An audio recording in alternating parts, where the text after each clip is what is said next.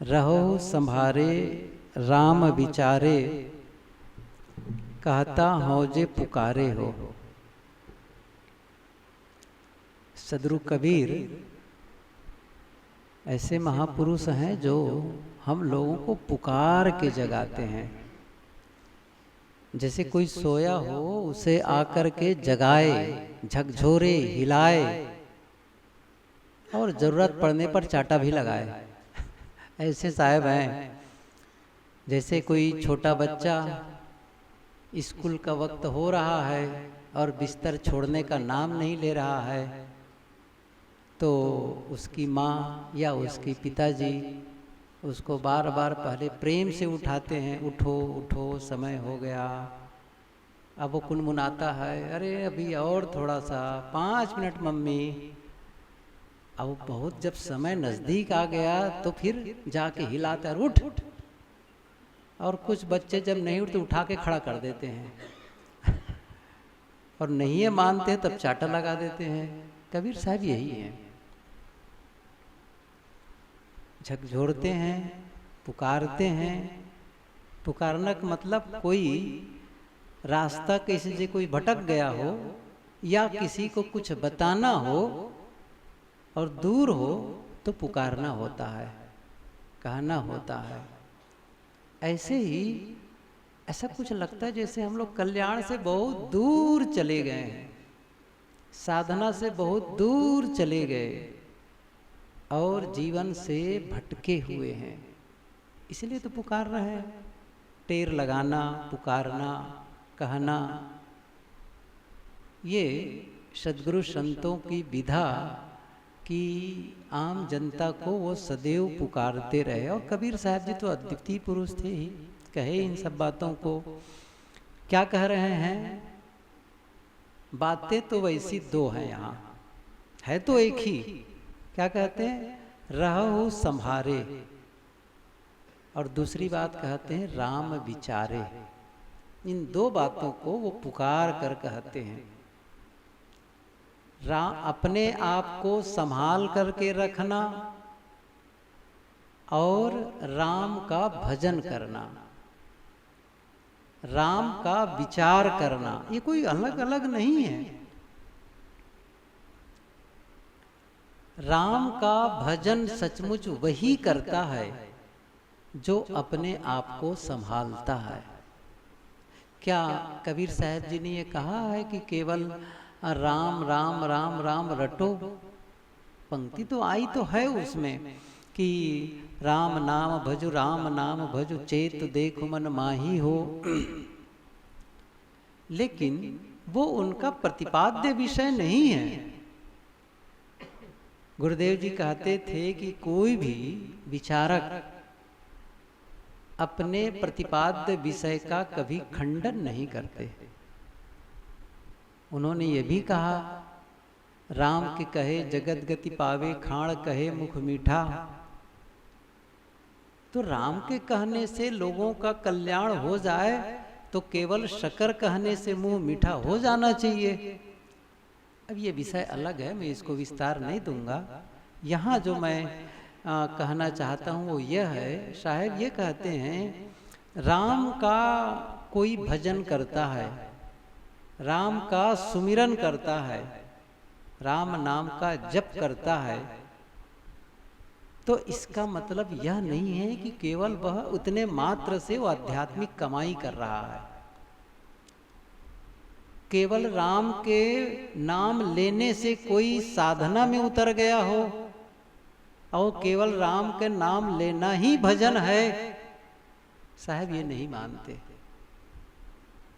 और इसीलिए उन्होंने कहा रहो संभारे। कोई भी जो अपने आप को संभालता है समझ लो वो राम भजन ही कर रहा है। अब वो राम राम राम राम का रट भले न लगाए, लेकिन वो संभालना ही तो राम की साधना है, आत्म साधना है। हम सबको साधनामय जीवन जीना चाहिए, ये हमेशा ध्यान रखें।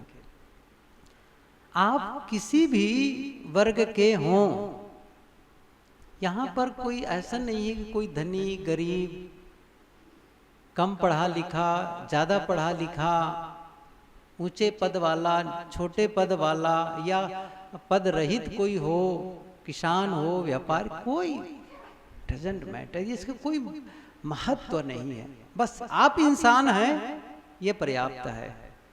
आप सोचते हैं, ये पर्याप्त है। आप में समझ है, ये पर्याप्त है। और मैं समझता हूं आप में समझ है। क्या समझ है? मैं अपने सामान्य जीवन से ऊपर उठूं, तभी तो यहां तक आए हैं। एक समझ है कि केवल मैं जीवन गुजर वाला काम करता न रह जाऊं, कि केवल मैं कमाऊं, खाऊं, जीऊं, बाल बच्चों के साथ, परिवार के साथ रहूं, बस उन्हीं की व्यवस्था में लगा रहूं। इतना ही नहीं है जीवन का अर्थ। जीवन में सत्य को भी समझना है, अपने आप को भी समझना है, और आप सबके मन में सत्य को जानने का भाव जगा, प्यास जगी। आप सबके मन में कुछ शांति के अनुभव के लिए, कुछ सामान्य जीवन से ऊपर उठने का मन बना, तो समझ तो है।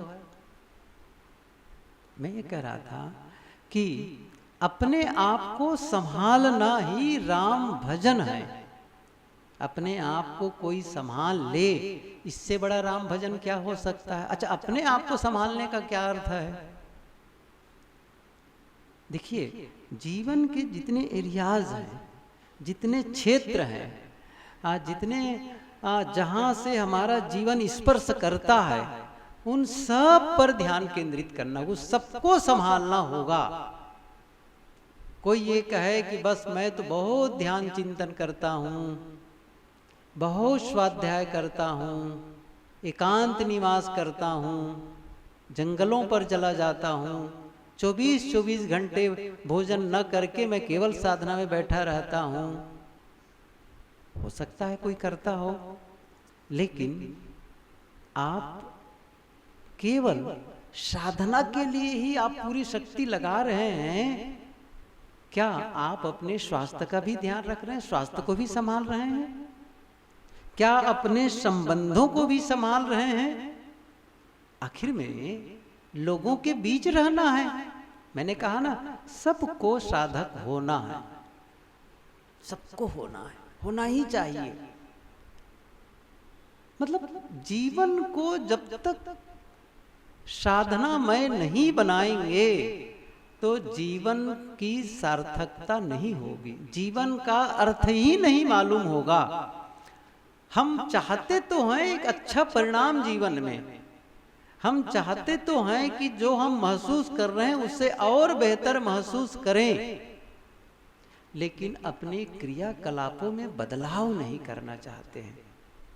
हम जो कर रहे हैं बस वो चलता रहे, और बस हमें आनंद का अनुभव हो जाए, हमें सुंदर स्वास्थ्य का अनुभव हो जाए, हमें आपस में प्रेम का अनुभव हो जाए, रिश्तों में मधुरता आ जाए, मेरा धन बढ़ता चला जाए।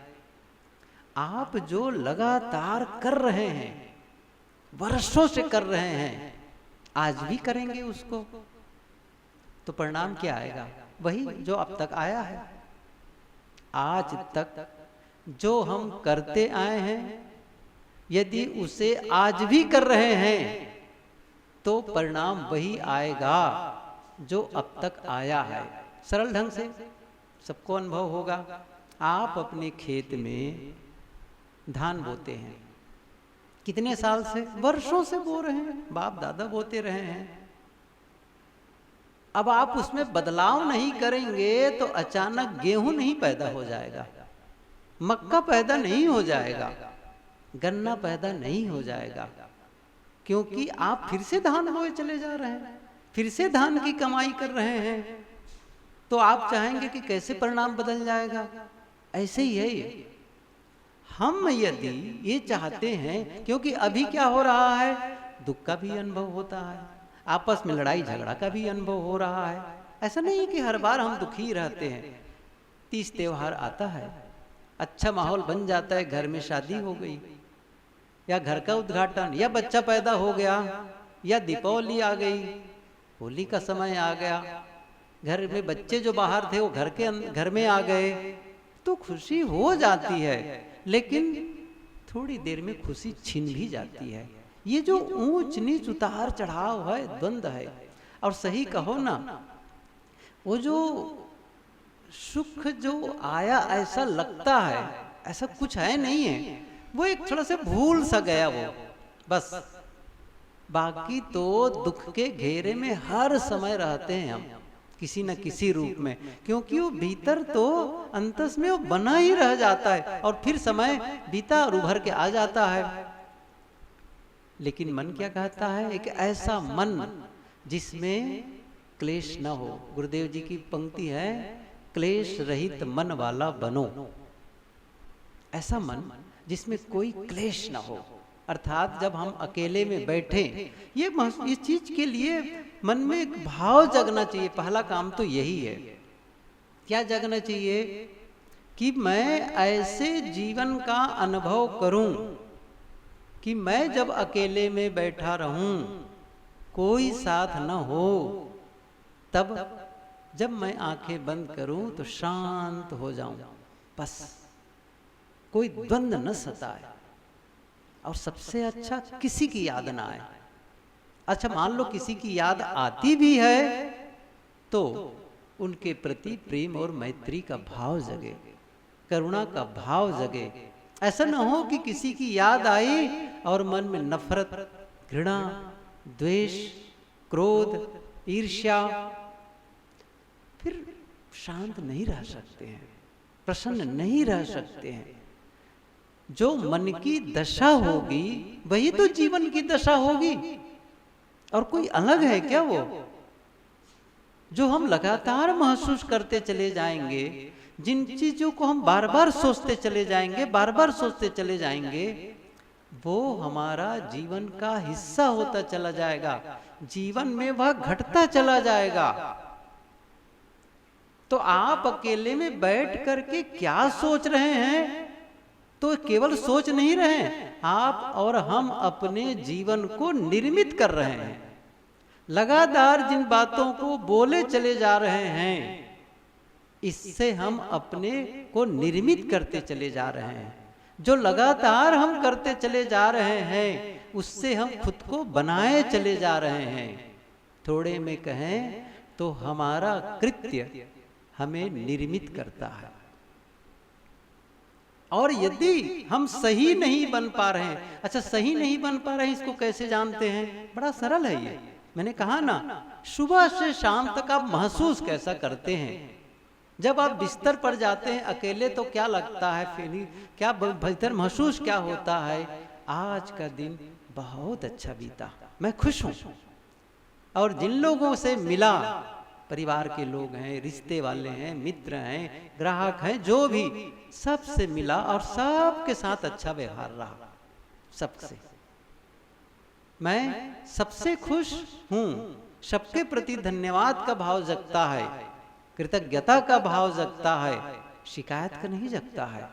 उसने वैसा किया, उसने देखो उसने वैसा कर दिया, ये भाव नहीं जगता है। देखिए मेरा मतलब यह नहीं है कि सब लोग आपके साथ अच्छा ही करेंगे। क्या हो गया? ऐसा नहीं है कि आप जब ठीक होने के लिए निर्णय लेंगे तो चारों तरफ अनुकूल भूमिका ही बन जाएगी और सबका व्यवहार आपके अनुकूल होने लग जाएंगे। ऐसा तो कभी हुआ नहीं किसी के साथ में। इसका मतलब है यदि दूसरों की ऊंच नीच व्यवहार हुआ ही सही, किसी को बोलते नहीं बना, किसी को करते नहीं बना, किसी को कुछ ऐसी बातें हो गई, अब इस बात को लेकर के मैं अपने में चढ़ा के रखूं, खारिज कर दो उसको। ठीक है, ठीक है, समय है, मनुष्य है, गलती हो जाती है। अब जब कभी अपने को देखेंगे ना, अपने ही जीवन को प्रारंभिक या जब से देखेंगे तो ऐसा लगेगा। कई बार मैं सोचता हूँ, अपने ही साथियों को देखता हूँ जब उनको गलती करते और उस प्रकार की त्रुटियां, तो मैं सोचता हूँ अच्छा इस प्रकार की गलती मैंने की थी। मुझे ख्याल आता है अच्छा ऐसी गलती तो मैंने भी की थी पहले, और फिर इनके लिए मुझे झल्लाने की क्या जरूरत है? अच्छा वो भी तो एक प्रोसेस में, वो भी तो आगे बढ़ रहा है। जब कुछ बातें अधिक होती तो कभी कभी कह देना तो होता है, लेकिन हर छोटी मोटी बातों को लेकर के मैं उनसे उलझता रहूं, झल्लाता रहूं, इसका मतलब है मुझे पता नहीं है कि मैं कैसे आगे बढ़ा। इसका मतलब है मुझे अपनी गलतियों का एहसास नहीं है। यदि मुझे अपनी गलतियों का एहसास है तो फिर मैं थोड़ा सा शांत रहूंगा। नहीं, ये गलती मेरे से हुई है। ख्याल आ गया, एक उदाहरण ख्याल आ गया। बाल सेम सूफी यहूदी थे, वो यहूदी फकीर थे। कहा जाता है कि उनके पास एक व्यक्ति आया और कहने लगा कि मैं बहुत पापी हूँ, बहुत पापी हूँ। मैं जब किसी के चीज़ों को देखता हूँ तो उसको चुरा लेने का मन करता है। न चुराऊं बात अलग है, लेकिन मेरा मन तो चला जाता है। किसी सुंदर स्त्री को देखता हूँ तो मन भोग करने का करता है। न करूं बात अलग है। मैं बहुत पापी हूँ, मुझे कुछ आप सजा दें, दंड दें। बालसेम ने कहा बस तुमने स्वीकार लिया ना, हो गया। उन्होंने कहा आप समझ नहीं रहे हैं, मैं सच कह रहा हूं कि मैं गलत हूं, मैं पापी हूं, और आप जब तक मुझे कुछ सजा नहीं देंगे तो मुझे संतुष्टि नहीं मिलेगी। बालसेम ने कहा कि बस हो गया ना, आपने स्वीकार लिया, बता दिया, मैं समझ गया, बस और क्या सजा देने की जरूरत है उसको। समझ लिया, आपको स्वीकार भाव आ गया, मतलब आप इसे छोड़ेंगे, अलग करेंगे अपने आप को उस गलत से। लेकिन वो आदमी जिद में उतर गया। तब बालसेम ने कहा सुनो, मैं भी यही गलती करता रहा। मैं जब अपने गुरु के पास आया था तो यही जिद करता रहा जैसे अभी कर रहे हो। गुरु ने कहा समझ गए ना, गलती है, समझ गई गलती मेरे में है। तब जब किसी को इस प्रकार गलती करते देखो तो उनके प्रति करुणा का भाव रखो, क्रोध का भाव न रखो। जान रहे हो ना कि मन कैसे चल जाता है पराई स्त्री पर, दूसरे की वस्तुओं पर चल जाता है ना, ये जानते हो ना, अपने मन में ये दशा आ जाती है। जब दूसरे से कोई गलती हो जाती इस प्रकार की तो उस पर प्रहार क्यों करते हो, उस पर झुंझलाते और झल्लाते क्यों हो।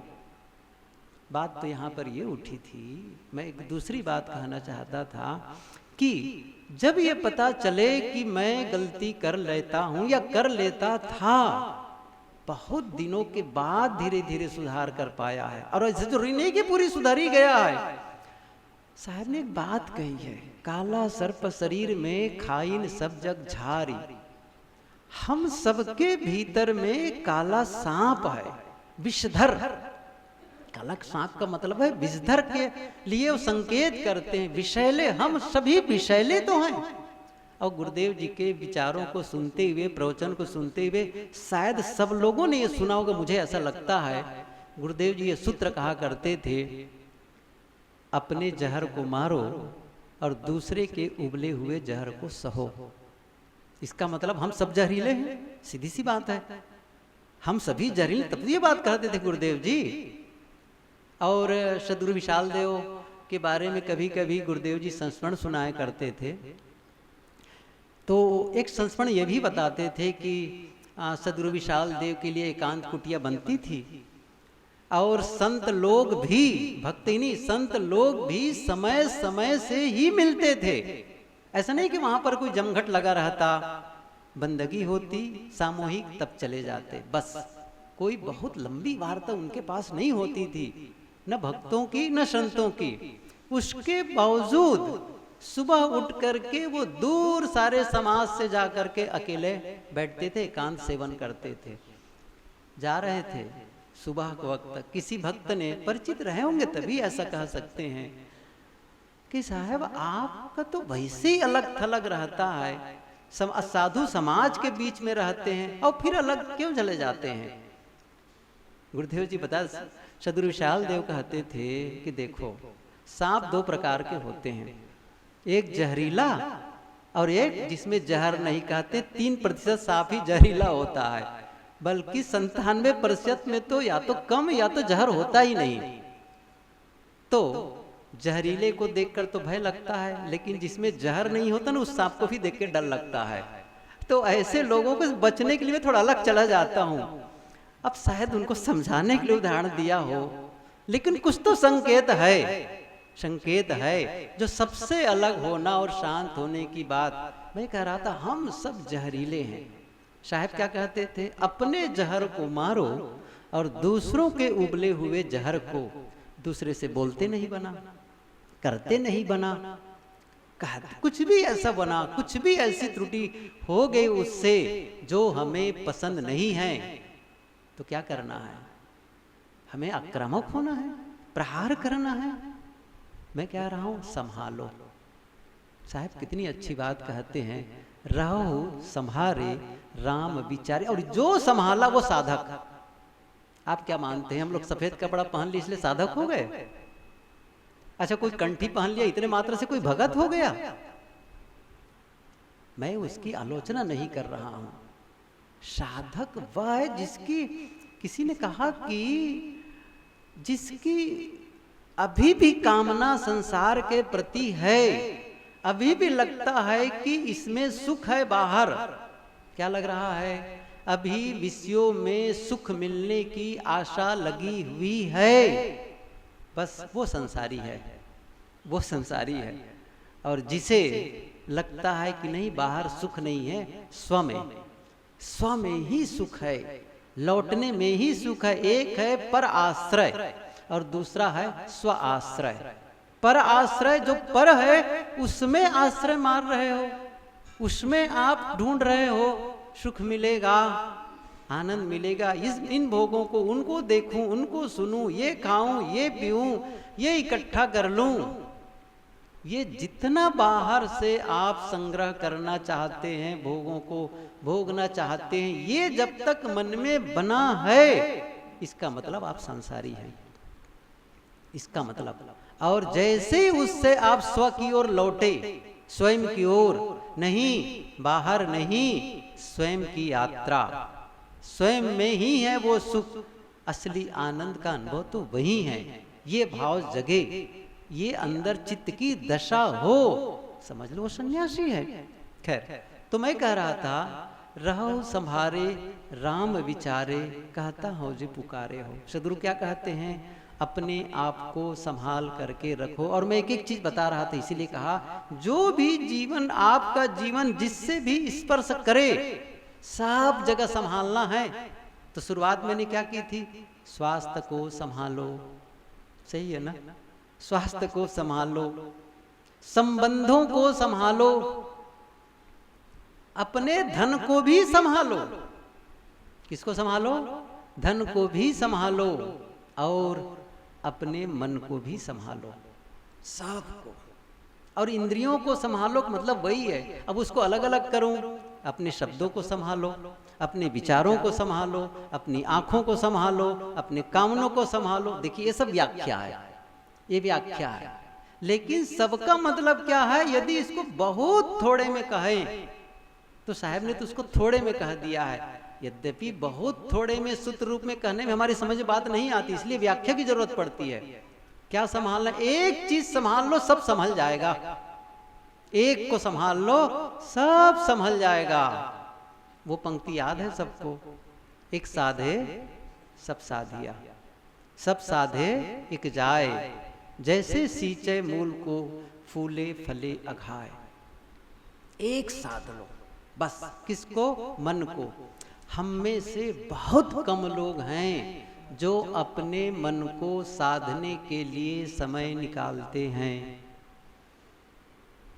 अब ये मेरा जो समय है 24 घंटे में, मैं नित्य क्रिया के लिए समय निकालता हूँ, स्नान के लिए समय निकालता हूँ, भोजन के लिए समय निकालता हूँ, काम में जाने के लिए समय निकालता हूँ, और भी लोगों से मिलने जुलने के लिए समय निकालता हूँ, सब कुछ। लेकिन ऐसा समय बस अब ये मेरा जो आधा घंटा है, अब ये जो मेरा 1 घंटा है, खुद को संभालने के लिए है, अपने मन को संभालने के लिए है। बहुत कम लोग निकाल पाते। और मैंने एक दिन कहा था, यही 2 दिन पहले ही कहा था, आप जीवन के हर गतिविधि को करते करते कुछ नया नहीं कर सकते हैं।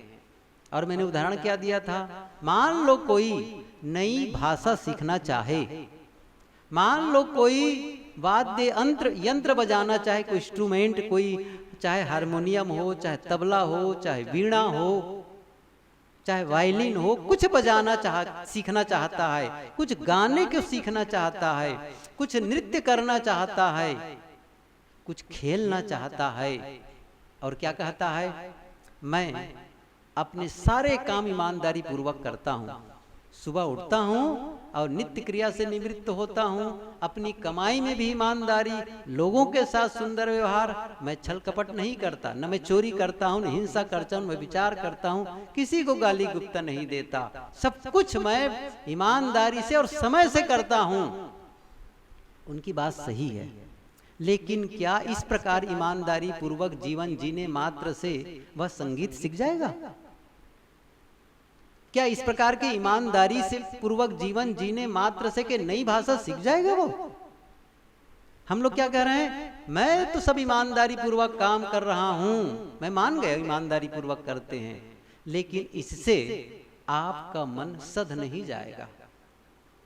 वो ठीक है, आप यदि बेईमानी का काम करेंगे, छल कपट का काम करेंगे, तब मन और नीचे की ओर चला जाएगा, तब मन में और बहुत सारे दाग धब्बे लगने लग जाएंगे। अभी तो पुराना ही छुड़ाना बाकी है, और नया आप जोड़ लेंगे कलमस। तो जो है उसी को ठीक करने के लिए आपको अतिरिक्त समय निकालना पड़ेगा। आप चाहेंगे कि मेरा मन शांत और प्रसन्न रहे, तो आपको समय निकालना पड़ेगा। तो मैं कह रहा था, सबको संभालने की जगह यदि हम सभी केवल मन को संभालने लग जाएं, सब संभलता चला जाएगा। देखिए मैं बताता हूं कैसे, आप इसको समझना, थोड़े से मेरे साथ आप जुड़े रहिए। बस आप दूसरे कुछ सोचने लगेंगे तो बातें भूल जाएंगे। मैं क्या कहना चाहता हूं, आप जिसको संभालते हैं ना, जिसकी रक्षा आप करते हैं, वह आपकी रक्षा करता है। जिसकी आप रक्षा करते हैं वो आपकी भी रक्षा करता है। एक उदाहरण बताऊं पहले, राजा जनक सब जानते हैं, अब पुरानी कहानी भी है, ये बहुत पुरानी कहानी है।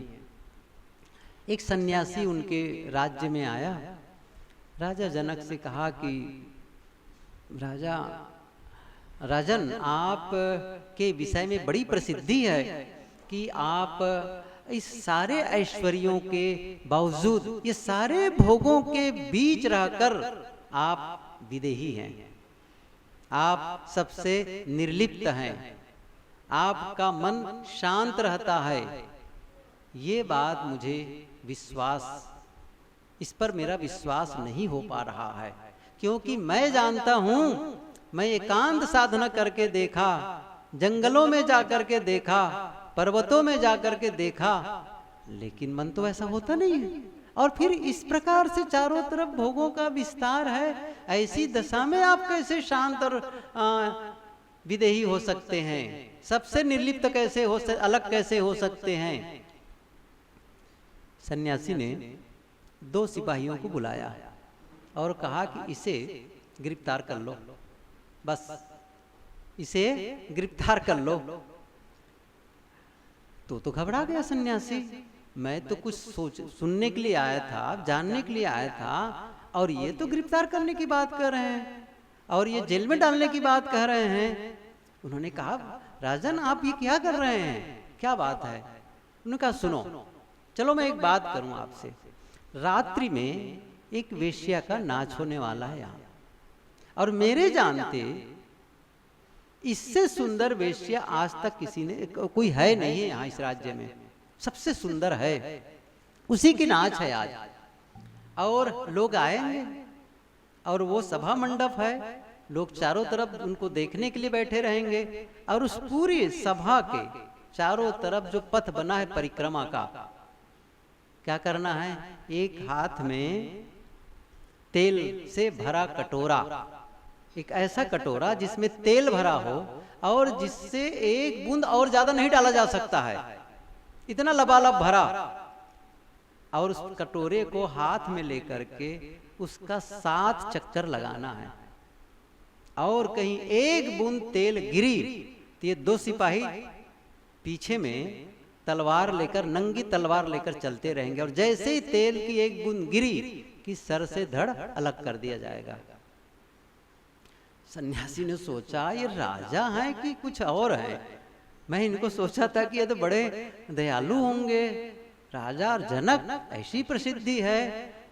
फिर सोचा कि राजाओं के कोई ठिकाना नहीं है, इन राजाओं की। अच्छा, कम से कम एक अवसर तो दे रहा है मुझे, ये तो मुझे फांसी के फंदे पर भी चढ़ा सकता था, चलो एक अवसर तो दिया है, करना चाहिए। और वो तैयार हुआ, रात्रि हुई, वेश्या की नाच शुरू हुई, उसको पथ परिक्रमा करना था, 7 चक्कर लगाना था, और पीछे सिपाही 2 बिल्कुल नंगी तलवार लेकर के चल रहे हैं, और वो तेल लेकर के आगे बढ़ रहा है पूरी तरह से एकाग्र, तेल की रक्षा के लिए, एक बूंद न गिरने, और एक बूंद गिरने का मतलब मौत। कितनी बड़ी बात हो, कितनी बड़ी चुनौती है, एक बूंद तेल नीचे आने का मतलब है मौत। चला वो, पीछे सिपाही बोले चले जा रहे हैं, वो देख रहे हैं, अरे देखो तो वो तो अपने जितने श्रृंगार के जो साधन थे, गहने थे, सब फेंक दिए और वैसी नाच रहे हैं। फिर उसने, और सिपाही आगे बढ़ते चले गए, दूसरी तीसरी परिक्रमा में, अरे उसने कपड़े भी फेंक दिए, कपड़े भी अलग करके बिल्कुल नग्न होकर के नाच रही है। अभी बोले चले जा रहे हैं, वो सुन रहे हैं। ऐसा करते करते करते पूरा 7 चक्कर हो गया, तेल नहीं गिरा। राजा जनक के पास आया, राजा जनक ने कहा कुछ समझे, तुम्हें कुछ बचाना था, तुम्हें कुछ बचाना था, तुम्हें किसी की रक्षा करनी थी, और जिसको तुमने बचाया ना वो तुम्हारी रक्षा कर दी। तेल बचाना था ना, और तेल बचाए और वो आपको बचा लिया। मुझे भी कुछ बचाना है, मेरे भीतर भी जो शांति है उसे मुझे बचाना है, और जब मैं उसे बचाने जाता हूं तो फिर वो मेरी रक्षा करता है। बताओ, वेश्या का नाच देख पाए? उन्होंने कहा वेश्या का नाच, उधर देखने का अवसर ही नहीं है। वो कहा, ये सिपाही जो बोल रहे थे ना, मेरा कहा हुआ था कि वो महिमा गाए उसकी उसकी प्रशंसा करे, उनके नृत्य की, और बोले चले जा रहे थे, लेकिन क्या उधर आकर्षित हुए? बिल्कुल भी नहीं। क्यों? क्योंकि तेल की रक्षा करनी थी, और तेल की रक्षा करके आप अपने जीवन की रक्षा कर पाए। ऐसे ही जब मैं अपनी आत्म शांति की रक्षा करता हूं तो ये भोग मुझे लुभा नहीं पाते हैं। एक सूत्र है महाभारत में, धर्मो रक्षित रक्षिता। आप धर्म की रक्षा करते हैं तो धर्म आपकी रक्षा करता है। क्या मैंने सत्य की रक्षा की? क्या मैंने धैर्य की रक्षा की? अब धर्म का मतलब आजकल जो चल पड़ा है ना, उनकी पूजा कर लो, उनका पाठ कर लो, वो मंत्र जप लो, वो माला फेर लो। मैं पूछूं, आप किसी भी धर्म शास्त्र में दिखा दो कि गणपति की पूजा धर्म है, दुर्गा की पूजा धर्म है, किसी भी धर्म शास्त्र में दिखा के बताओ। किसी नदी में नहाना धर्म है, कहीं लिखा है भला? बताओ। कोई माला जप लिया, उसको कोई धर्म माना है? आप लोग व्रत करते हैं, उपवास करते हैं, कहां पर लिखा है कि बस व्रत करना या भोजन न करना, व्रत ये कर लेना, ये धर्म है? धर्म की जहां बात कही गई है वहां यही कहा गया है, धृति क्षमो दमो अस्तेयम धीर विद्या सत्यम क्रोधो दशकम धर्म लक्षणम। धैर्य ये धर्म है, ये लक्षण है। जब आप धैर्य रखते हैं, जब आप सहनशील होते हैं, मानो आपने धर्म के पथ पर चलना शुरू किया। गोस्वामी तुलसीदास जी ने भी यही कहा है कि परम धर्म श्रुति विदित अहिंसा। अहिंसा को उन्होंने धर्म कहा। सत्य न दूसर धर्म न दूसर सत्य समाना। सत्य के समान दूसरा धर्म नहीं है। देखिए, हर चीज धर्म कोई नहीं कहा है कि पूजा पाठ धर्म है। मैं कह रहा था, जब आप धैर्यवान बनते हैं, मानो आप धर्म कर रहे हैं। जब आप सहनशील बनते हैं आप धर्मवान हो रहे हैं। जब आप किसी की गलती को क्षमा करते हैं तब आप धर्म के पथ पर चल रहे हैं। जब आप सत्य बोलते हैं, सत्य के जीवन जीते हैं, तब आप धर्म के पथ पर चलते हैं। करुणा होती है, दया होती है, तब आप धर्म के पथ पर चलते हैं। तो अपने आप को संभालने का मतलब है क्या करना है। मैंने कहा शुरुआत, अब देखो मैं व्याख्या तो पूरी नहीं कर पाया, लेकिन एक सूत्र बताया, अपने स्वास्थ्य को संभालो। यदि गलत खान पान करके स्वास्थ्य को बिगाड़ते चले जा रहे हैं, आप कहेंगे मैं धार्मिक हूं। नहीं, आप धार्मिक नहीं हैं। जो अपने स्वास्थ्य की रक्षा नहीं कर सकता, क्या वो सत्य की रक्षा कर पाएगा? क्यों? जबकि मैं जिम्मेदार। देखिए, स्वास्थ्य के बारे में थोड़ा सा संगीन मामला है। कई बार होता है कि आदमी का स्वास्थ्य बिगड़ जाता है। मैं उसके लिए नहीं कह रहा हूं कि कई बार समझ नहीं आती है और हम नहीं समझ पाते स्वास्थ्य, वो बात नहीं है। लेकिन जब मुझे पता है कि ये मेरे खान पान के नाते मेरा स्वास्थ्य बिगड़ा है, क्या गुटखा खाने वाले को नहीं पता है कि गुटखा खाने से मेरा स्वास्थ्य बिगड़ेगा? और इतना ही नहीं है, अभी मैं सूरत में ही था, गुरु पूनम के ही दिन की बात है। एक भगत एक बार छत्तीसगढ़ आ भी चुके हैं, आए, पत्नी बैठी थी, वो भी बैठे, और भी उनके साथ परिवार के सदस्य। कहा साहब मैं बाहर गया हुआ था, बड़े प्रेमी आते रहते हैं, प्राय आते हैं। उन्होंने कहा कि बाहर चला गया था अभी एक जगह। कहाँ गए थे? पत्नी के भाई का लड़का अर्थात उनका भतीजा वो मर गया, उसी के कार्यक्रम में गया था। अच्छा, मर क्यों गया वही बताए। गुटखा इतना खाता था कि गाल में कैंसर हो गया, कैंसर हो गया। उस कैंसर के नाते आखिर बहुत सारा इलाज हुआ लेकिन मर गया। बच्चे छोटे हैं अभी। अब देखिए और क्या चीज बताए खास, उन्हीं के घर वाले, उन्हीं के आसपास के लोग वो देख रहे हैं कि गुटखा खाने से कैंसर हुआ है और आदमी मर गया, लेकिन तब भी वो गुटखा नहीं छोड़ रहे हैं। मैं क्या कहना चाहता हूं, देखने वाला गुटखा अभी भी खा रहे हैं, वो देख करके कि आदमी मौत के मुख में चला गया केवल इसी के नाते, इसके बावजूद वो गुटखा नहीं छोड़ रहा है। अब बताइए वो आदमी धर्म की साधना कर पाएगा? एक उदाहरण बताया। केवल यहाँ गुटखा और बीड़ी तंबाकू और शराब की बात नहीं है। हम जो रोजमर्रा का भोजन करते हैं, क्या वो आपके स्वास्थ्य के लिए अनुकूल है? आप देख लीजिए, बहुत ज्यादा आप छौंक, बघार, मिर्च, मसाला और आजकल जो आप जंक फूड खाते हैं, ये जो चीजें बाहर डिब्बा बंद, पैकेट बंद अपना खिलाते हैं, खाते हैं और बच्चों को खिलाते हैं, जहर खिलाते हैं, जहर। प्रसंग आगे इसलिए कह ही देता हूं, कोल्ड ड्रिंक्स के नाम पर, आइसक्रीम के नाम पर केवल जहर खिलाते हैं और कुछ नहीं खिलाते हैं। और जितना पैकेट में कुरकुरे, मुरमुरे और चिप्स और क्या क्या मैं क्या खाते हैं, नाम ही नहीं जानता हूं मैं तो। सारी चीजें जहर है और ये स्वास्थ्य को बर्बाद करने वाली हैं। आप स्टॉप कर दीजिए, समझ रहे हैं ना, स्टॉप कर दीजिए उस चीज को। खैर, ये विषय मेरा नहीं है कि मैं स्वास्थ्य पर बोलूं, मेरा मतलब है स्वास्थ्य की रक्षा, संबंधों की रक्षा करो, संबंधों की, आपस के संबंध को सही बनाए रखना है, ये आपकी जिम्मेदारी है। और फिर क्यों, अब उसके लिए शब्दों को संभालो, शब्दों को संभालो, गलत शब्द न निकलने पावे। विचारों को संभालना बहुत बड़ी बात हो गई, जिसको मैंने कहा वो संभल गया तो सब संभल गया। तो शब्दों को संभालना है, क्रियाकलाप को संभालना है।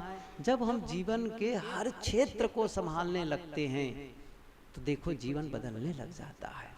अब मैं समझता हूँ यही राम भजन है, यही साधना है। जब हम अपने ध्यान देते हैं तभी हो पाता है। जब हम अपने शब्दों पर ध्यान देते हैं तो शब्द सुधरने लगते हैं। जब हम अपने विचारों पर ध्यान देते हैं तो विचारों में सुधार होने लगता है। जब हम स्वास्थ्य पर ध्यान देते हैं तो स्वास्थ्य सुधरने लगता है। संबंधों पर ध्यान देते हैं तो संबंध सुधरने लग जाते हैं। आप अपने कामों पर ध्यान देते हैं, किसी नौकरी पर कोई ध्यान दे, किसी दुकान पर अधिक ध्यान दे, कोई खेती पर बढ़िया ध्यान देने लग जाए। देखो खेती सही करना है और आप खेती पर ध्यान ही नहीं देंगे, चलो कहते ना बो दे गहूं चल दे कहूं। अब गेहूं का बीज डाल दिए और कहीं चले जाए घूमने के लिए, मैं तो जा रहा हूं कुंभ मेला, तो ठीक है, कुंभ मेला जाना गलत नहीं है, लेकिन कोई जिम्मेदार हो जो आपकी फसल को संभाले, तो वो आपको संभालना है। कोई पौधा लगा दे, फूलों का क्यारी लगा दे और उसको सींचे ही मत, पानी नहीं डाला जा रहा है, खाद ही नहीं दी, उसकी रक्षा ही नहीं हो रही है, तो फिर कैसे होगा? संभालो। यदि उससे फूल चाहते हैं, यदि उससे फल चाहते हैं, तो क्या करना है? संभालना। हर जगह संभालने की बात है, हर जगह। तो जब ये संभालने का काम हम करने लग जाते हैं, साहब कहते हैं मानो आप राम भजन कर रहे हैं।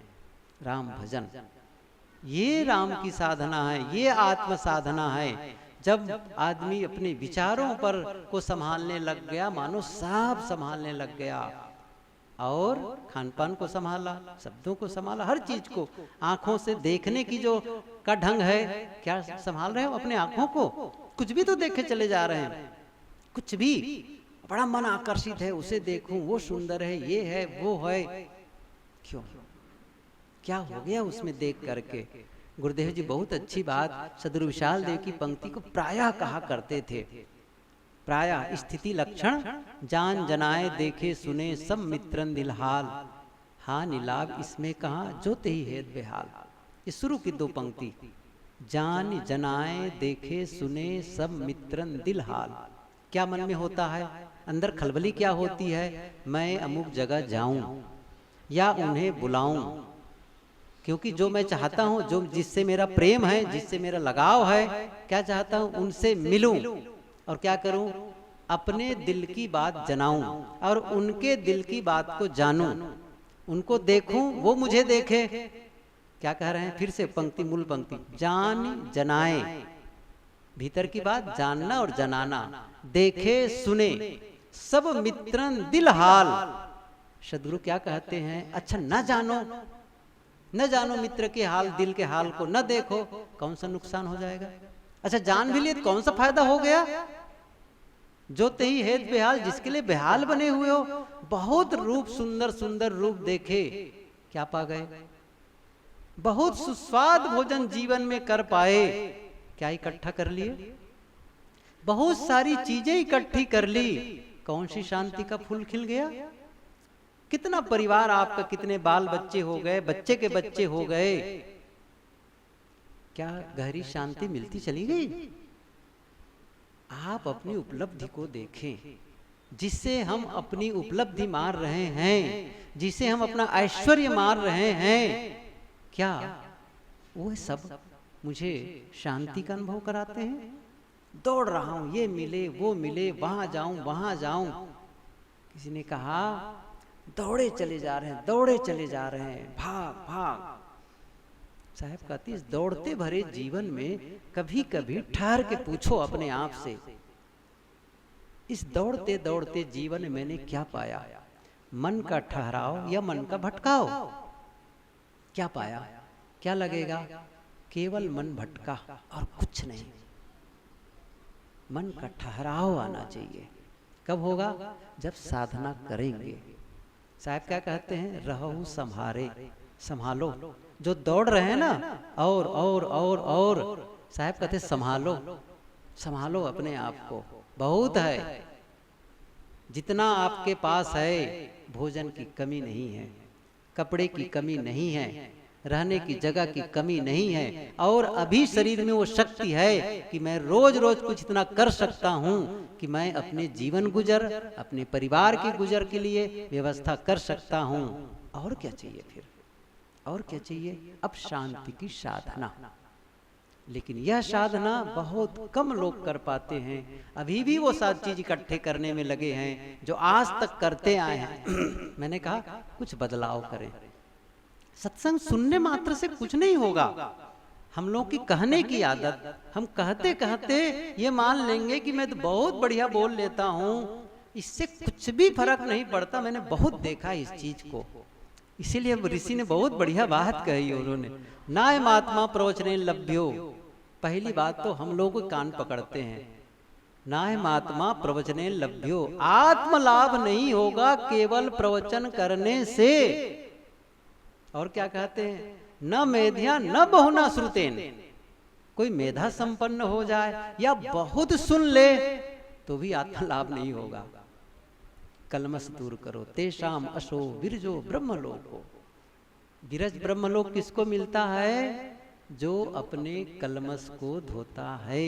न ये सुजीवम नृतम न माया चेती, छल कपट से रहित, झूठ से रहित, जो अपने को कर पाता है उसी को आत्मलाभ मिलता है। ये बातें कुछ थी, साहेब की पंक्ति याद आई काफी लंबे समय के बाद। ये रहो संहारे, मुझे संभालना है खुद को। क्या संभालना है? ये गुरुदेव जी की बात याद आती है, तुम केवल दूसरों के लिए प्रवचन करते हो कि अपने लिए भी करते हो? ये मेरे से गुरुदेव जी ने कहा, तुम केवल दूसरों के लिए प्रवचन करते हो कि अपने लिए भी करते हो? सोचो ये कितनी बड़ी बात थी। आप में से कोई बोलता ना तो मैं बराबर जवाब दे देता। अब गुरुदेव जी जब बोले, अब मैं सच बताऊं, केवल उनका चेहरा देखता रह गया, एक टक लगातार देखता रह गया। तब साहब की पंक्ति उन्होंने फिर से याद की, पंडित और मसालची दोनों सूझे नाही, औरन को करे चांदना आप अंधेरे माई।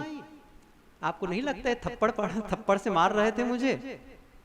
मैं क्या कहना चाहता हूँ, मुझे भी संभालना है, हम सबको संभालना है अपने जीवन को, ताकि हम आत्म शांति की काम कर सकें, आत्म शांत हो सकें, लाभ ले सकें। आप सबको आभार, धन्यवाद। साहेब बंदगी।